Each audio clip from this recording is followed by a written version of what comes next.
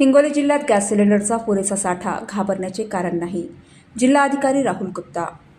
America Iran यांच्यात युद्ध सुरू असले तरी जिल्ह्यात पुरेसा गॅस सिलेंडरचा साठा असून नागरिकांनी घाबरून जाऊ नये असे आवाहन जिल्हाधिकारी राहुल गुप्ता यांनी जिल्हावासियांना केले आहे.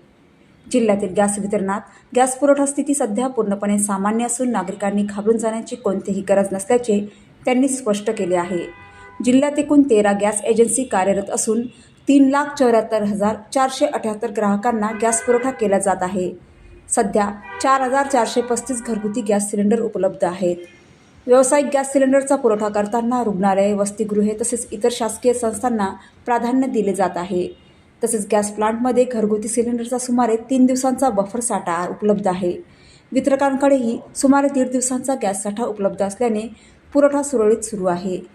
सध्याची परिस्थिती पूर्णपणे सामान्य असून नागरिकांनी घाबरून न जाता नियमितपणे गॅसचा वापर करावा असे आवाहन जिल्हाधिकारी राहुल गुप्ता यांनी केले आहे.